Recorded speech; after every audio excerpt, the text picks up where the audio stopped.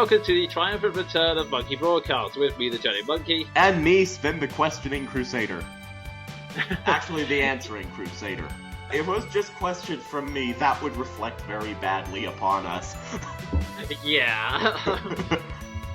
Okay, simply put, for those of you who don't know, Monkey Broadcast was a review and discussion show that we used to do monthly, but then we kind of realised that we were running out of content, and my schedule was incredibly pressed, and I just couldn't flat out get it out on time.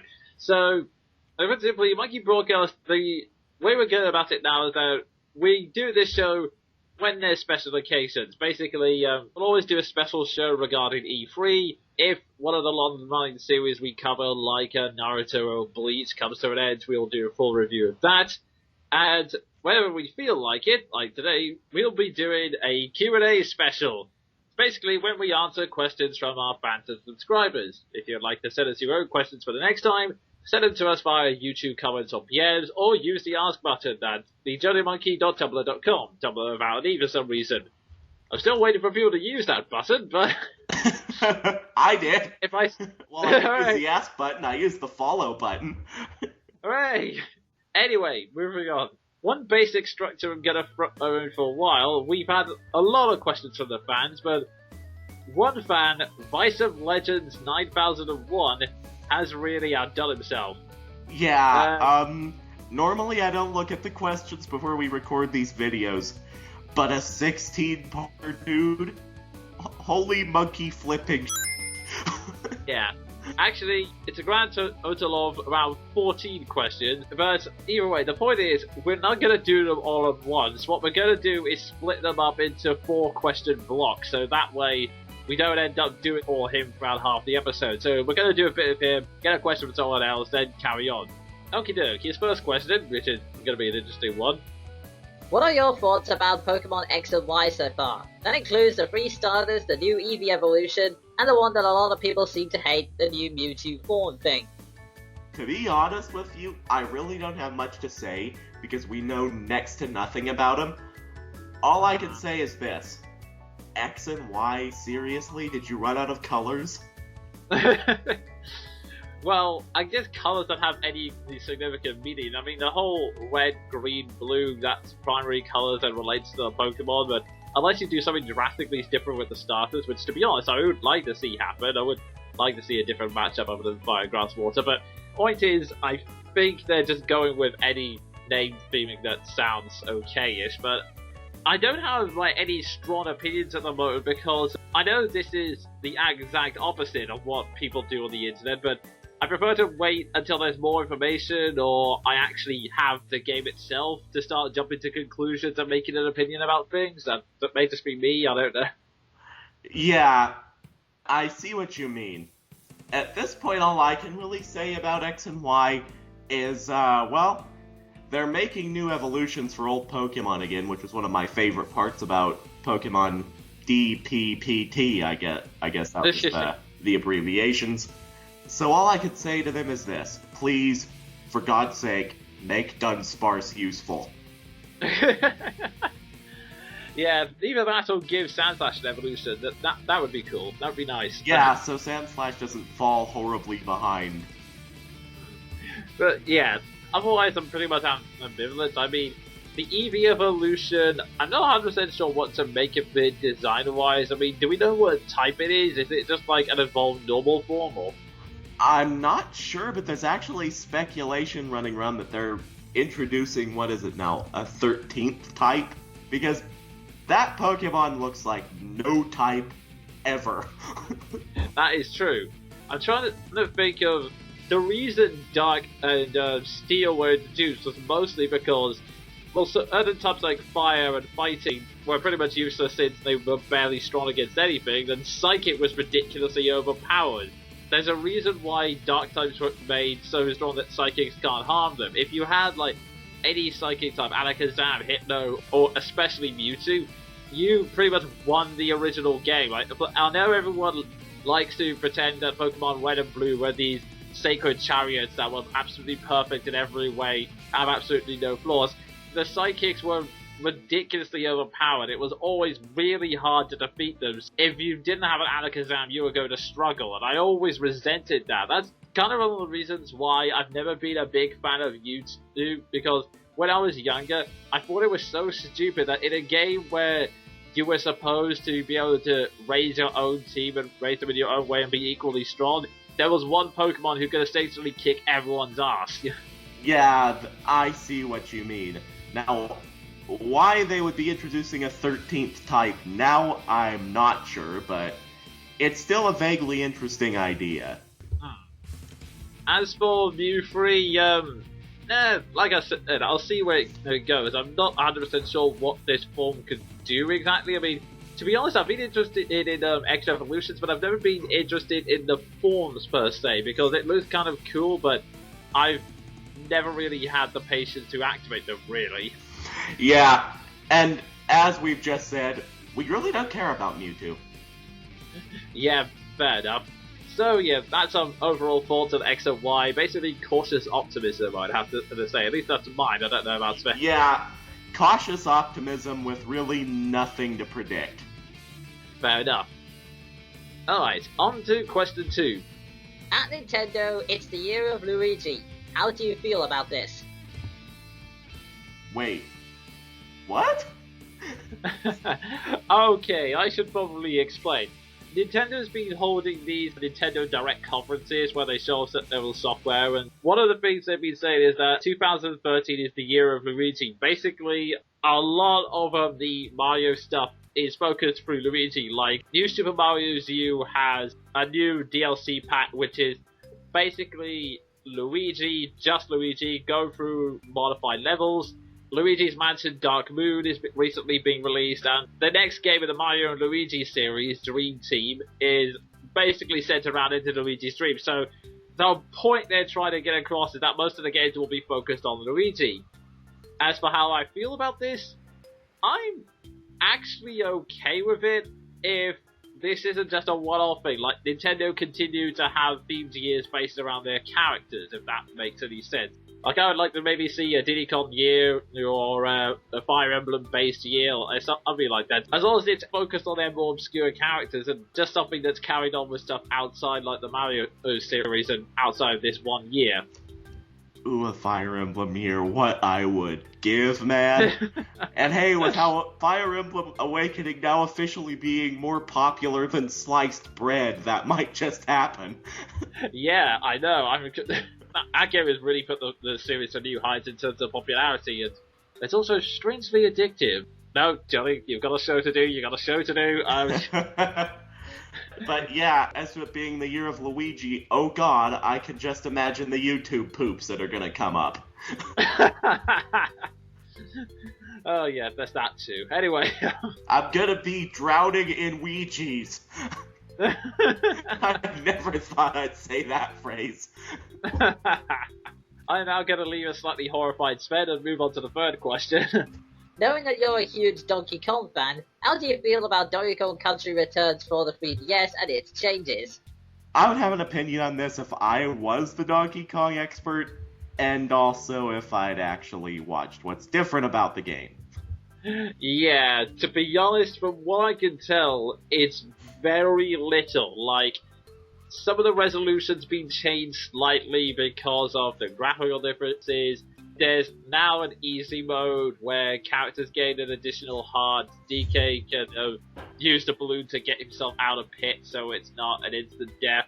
There's a couple of new items. I forget what they are offhand, but yeah, there's a couple of new items you can buy in the shop. The motion controls have been replaced with button presses, like the hand slap is now just hitting X and Y. And the final change is that there is going to be an additional Lost World where you get about 8 new levels. As for how I feel about this, I can honestly say that this is the first Donkey Kong where I don't give a rat's ass. And as for me, all I can say is, oh my god, an easy mode, they committed the cardinal sin. Armageddon is upon us. Yeah, pretty much. Why did I sound like a Dalek? You laugh, but that's actually people's reactions at the moment. A lot of people are going, oh god, why did they create an easy mode? They ruined the challenge, etc., etc. But the thing is, that's not what really bothers me. The only reason I seem to not care much is because Donkey Kong Country Returns is a good game, but I don't want to play it again on another system. I mean, the only reason I would buy this massively upgraded port is if they did something dramatic with the story. Like, if these Lost World levels unlock some super amazing ending, or had a final boss that was better than the original, like it changed the story, that would be fine. But honestly, for just a few minor gameplay updates, I really not buying it. The only reason I bought the Wii upgrade of Jungle Beat was because that had a new story and boss rush mode, and I thought, what the hell, I'll see what it's like. And as it turned out, the story was pathetically slapped on thing. That sounded silly, but... Also, I will say this, I highly doubt that they're going to have an ending better than the original in Donkey Kong Country Returns, because the original ending had... Yeah, okay, let me rephrase that. Maybe if the boss itself was better, the ending, like I said, yeah, the ending was absolutely awesome, and it's still one of my favorite Donkey Kong moments of all time. The boss itself, Tiki Tom, was just really uninspired. He was basically Andros Light. That's the best way you can describe that boss. Wow, that's really anticlimactic for Donkey Kong, especially considering that this is the same series that gave us Giant Saiyan King K. Rool. Yeah. So, overall, my thing is that unless they add a new feature that makes it drastically different from the original, then I'm not buying. Yeah, and I'm only buying a 3DS for Fire Emblem Awakening, really? And Pokemon X and Y, surely. Actually, yes, that is true.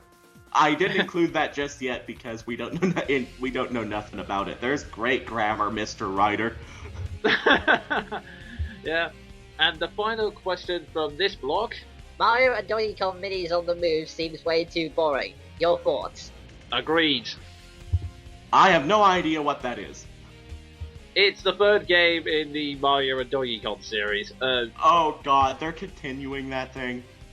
Yeah, although, to be honest, the only thing that's kind of caught my attention is that they've moved away from the versus angle and have made it Mario and Donkey Kong. And from what I can tell, it seems to be an army of Mario and Donkey Kong things united. And here's the thing. I've never really been interested in that series. I was annoyed by the stupid plot of the first one. I was annoyed by the frankly questionable plot of the second, and the expansions they've done, I just really haven't cared about, to be honest. Yes, and you were sent into psychotic rage about what they did to Donkey Kong. I still feel really sorry for Nibelheim. Oh, jeez. I keep getting angry letters from them about that. I wonder why. You totally didn't just destroy their livelihoods. Cloud's mother as well is particularly angry. She keeps telling me there's only so much dramatic tension they can get out of it. There's only so much dark and edgy they can squeeze out of that town. But anyway, we just went so far off topic, I think we lost sight of the topic over the horizon. Yeah, so we'll come back to Vice of Legends later, but for now, let's go on a similar theme and take a question from Dorko for you. His question is Donkey Kong Country Returns better than the original trilogy? No. That's fair enough. My opinion is depends on what part of the trilogy you're talking about, because, okay, anyone who's curious, my top 3, well, it's more like a top 5, you'll see what I mean when I get into it. My top 3 Donkey Kong games go something like this. At number 3, it's a tie between Donkey Kong Country and Jungle Climber. Yes, I know, I put it up that highly, boo, hiss, etc. At number 2, it's a tie between Donkey Kong Country 3 and DKC Returns. And at the top, it's DKC 2. I think Donkey Kong Country Returns is a really good Donkey Kong game, and I'm happy to accept it as part of the Country series. I don't think it's the best game ever, due to a simple reason that it can be a little bit unforgiving. The story had good moments, but it could have been so much more, even with the limited space, and frankly, I really didn't like those rocket barrel levels. I really hated the control scheme, and I would have been happy with just the joystick moving around. Just hammering A to stay afloat and maintain an altitude, it's really hard to time. That's just my point of view. Well, I do look at it this way. The rocket rides were better than the parrot races. I can sort of agree with that, but look, they were better than the Hedibird races, I can tell you that. Yeah, I just really didn't like the animal levels in Donkey Kong Country 2 as much as I absolutely love that game. Yeah, fair enough. It could be worse. In the Game Boy Advance for Donkey Kong Country 2, there was espresso races you had to do. I know! That's the one I played. Oh god, you poor man. Anyway, I still think Monkey's challenges were a lot worse, but that might just be me. I really didn't do any of those because I didn't have the sanity and stamina for that. Oh god. Anyway, moving. Especially with that mandatory parrot race in the end that I swear was my bane as a 13-year-old. Oh yes. But yeah, just to clarify, I'm not downgrading Donkey Kong Country Returns or anything, I just prefer the originals. That's fair enough. I think a lot of people would agree with you. Okay, before we move back to Vice and Legend, our next question comes from Mandy5, and he says, Nintendo is not going to have a show at this year's E3. How do you react, and what do you think the consequences would be? I don't really know what to say to that. Because that just implies that Nintendo's gonna have one boring year after Fire Emblem's release. Yeah, it's not quite right to say they're not going to have a show. They said they're going to have like a brief media event where they're going to invite people from the gaming press to play the demos and show some new stuff, but I'm not 100% sure what the reasons are. I think it's something along the lines of, some people say they have plenty of content, it's just not ready to show, or we've already showed our content with the Nintendo Directs and don't see the point of doing it again, which I'm kind of flip-flopping about this to how I feel about this, to be honest, because speaking on a slightly selfish level, it's going to make our E3 special very difficult, since the Nintendo conference is usually the one I know the most about, and it's also the one that really actually affects me, because I can cover the PlayStation and Xbox stuff, but I know full bloody well I'm not going to be able to play it unless they release a PC version at the same time, so... Yeah. Unless suddenly at the Sony conference they decided, you know what, the PlayStation 2 was so good, we're remaking games for that bit again. It may also be because Nintendo knows full well that Xbox and Sony are showing off their new consoles at that E3, and there's no point in trying to upstage them because they're not going to succeed no matter how hard they try, I don't think. Either way, Nintendo not really having a presence doesn't affect me because they've already done the 3DS, the Wii U, Nintendo Direct, and they've released Fire Emblem Awakening, which is just astonishingly popular, so...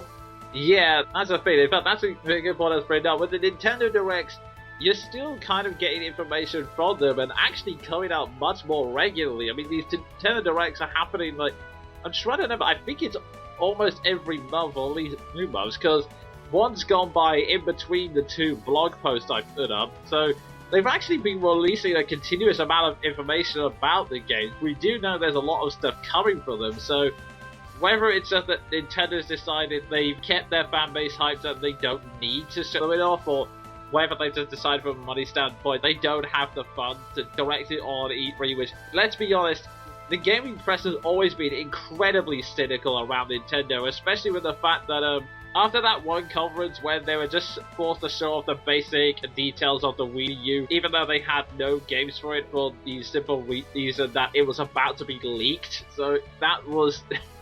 Yeah. Yeah, I can imagine them not being very thrilled at the prospect of going through all of that all over again. I think in terms of consequences, they may lose some respect in the eyes of the gaming press. Some people may leap to conclusions and say they haven't got anything, but honestly, I think Nintendo will be fine either way, because like they've got their own Nintendo Direct events which are happening online.